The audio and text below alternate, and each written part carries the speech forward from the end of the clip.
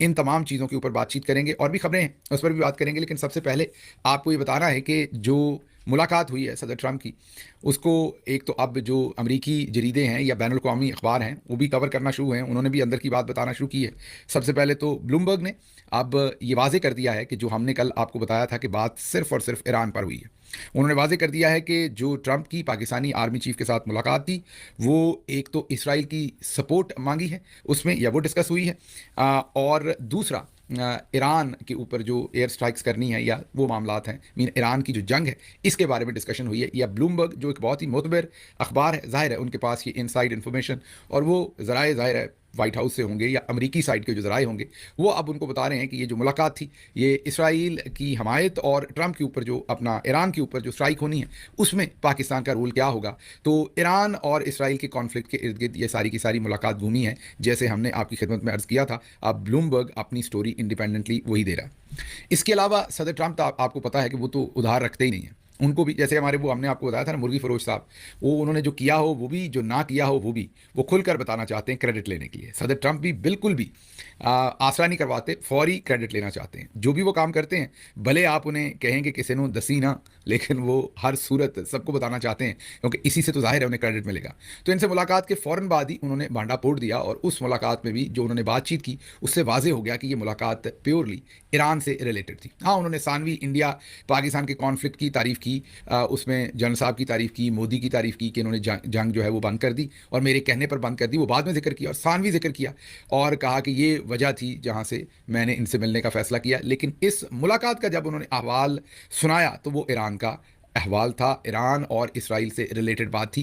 क्या थी मैं आपके सामने उनके अपने अल्फाज रखता हूं, आप उन्हें भी सुनेंगे, पढ़ के भी सुनाता हूं ताकि मैं कुछ अपने आप से शामिल ना करूं। पहले आप उनके सदर ट्रंप के अल्फाज सुन लें, फिर उसके ऊपर एनालिसिस भी कर देते हैं। उन्होंने कहा कि they know Iran very well, they are not happy with anything. ये बहुत इंपॉर्टेंट जुमला है कि जो कुछ ईरान और उसके इर्द गिर्द हो रहा है, they are not happy with anything. अब इसका एक मतलब तो यही है कि पाकिस्तान ईरान पर होने वाली बमबारी से खुश नहीं है। होना तो ऐसे ही चाहिए था, लेकिन जब आप अगले जुमले पढ़ते हैं और सुनते हैं तो उससे आपको पता चलता है कि बात ये नहीं है, बात इससे उलट है। कहीं हम भी तो ईरान से नाराज़ नहीं हैं या हमारे फील्ड मार्शल साहब ने जाके ईरान की शिकायत तो नहीं लगा दी वहाँ पर, लग तो ऐसे ही रहा है जो ट्रंप के अगले जुमले हैं। अगला जुमला सुनिए, it's not they are bad with Israel, it's not that they are bad with Israel. They know both, probably they know Iran better. They see what's going on and he agreed with me. ये ज़रा एक दफ़ा यही जुमले सदर Trump की ज़ुबानी भी सुन लीजिए। They're not happy about anything. It's not that they're bad with Israel. They know them both, actually, but they probably, maybe they know Iran better. But they see what's going on, and he agreed with me. सुन लिया आपने। तो अब वाजे हो गया कि दो चीज़ें इसमें बड़ी वाजे हुई कि एक तो they are not happy, mean हम पाकिस्तान फील्ड मार्शल साहब are not happy with anything. It's not they are bad with Israel, तो हम एक तो इसराइल के साथ बुरे नहीं हैं, ये हमने कन्वे किया, हम खुश नहीं हैं जो कुछ भी हो रहा, और हम सदर ट्रंप के साथ अग्री करते हैं। अब सदर ट्रंप का इसमें क्या पॉइंट ऑफ व्यू है हम आपको बता चुके हैं, अनकंडीशनल सरेंडर। सदर ट्रंप ने दूसरी बात ये बताई है कि जो आयतुल्ला खामेनाई हैं वो हमें पता है कहाँ छुपे हुए हैं और हम उनको वहाँ मार सकते हैं, लेकिन हम नहीं मारेंगे, और फौरी तौर पर साइन कर दें, सरेंडर कर दें, और रजीम चेंज होनी चाहिए। तो ये वो तमाम चीज़ें हैं जो सदर ट्रंप की, मीन रजीम चेंज, जो न्यूक्लियर है उससे मुकम्मल डिपार्चर, और अनकंडीशनल सरेंडर, वरना आयतुल्ला खामेनाई साहब की खैर नहीं।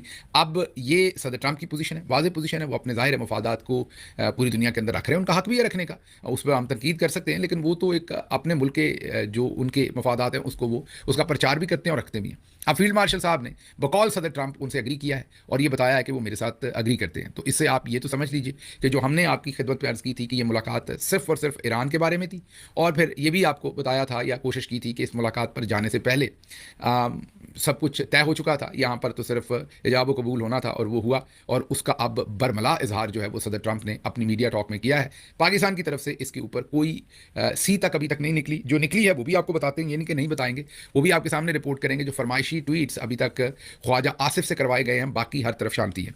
खैर ये तो हो गया। अब इसी मीटिंग पर दो चीज़ें और बड़ी इंपॉर्टेंट हैं। एक तो जो मैंने आपको पहले भी कहा था कि जो ईरान में तस्वीर थी उसके बाद जो फील्ड मार्शल आसिम मुनीर हैं वो अब मजबूर हो जाएंगे हेड ऑफ स्टेट का ओहदा लेने के लिए। ये अब उनकी ज़िद नहीं होगी, मजबूरी होगी। याद होगा मैंने जब ईरान से तस्वीर आई थी, अब उनकी मुलाकात हुई और सदर ट्रंप ने उनका जिक्र और मोदी का जिक्र बराबर किया। और उनको पाकिस्तान का लीडर कहा और मोदी को इंडिया का लीडर कहा। तो ये तो वाज़ेह हो गया कि अब वो हेड ऑफ स्टेट के तौर पर रिकग्नाइज हो गए और सदर ट्रंप ने बार बार कर दिया।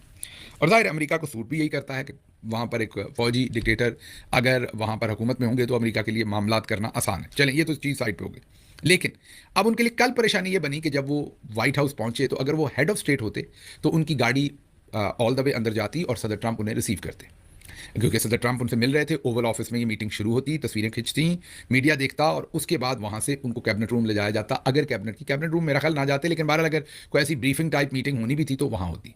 अभी उन्हें एक ब्यूरोक्रेट के तौर पर, एक सरकारी अफसर के तौर पर ट्रीट किया गया। जब वो व्हाइट हाउस पहुंचे तो उनकी गाड़ी बहुत दूर खड़ी करवाई गई, वहाँ से वो पैदल चलते हुए ऑल द वे पिछले दरवाजे से, मीन या एक छोटे दरवाजे से उनको व्हाइट हाउस आना पड़ा। अब आप कहेंगे ये आप किन चीज़ों में पड़ गए हैं, इसमें कोई शक नहीं, मैं ये अंडरमाइन नहीं कर रहा। उनकी मुलाकात जो है वो बहुत अहम मुलाकात है, उनके लिए एक बहुत ही अहम संग मील है, उनकी एक बहुत बड़ी अचीवमेंट है।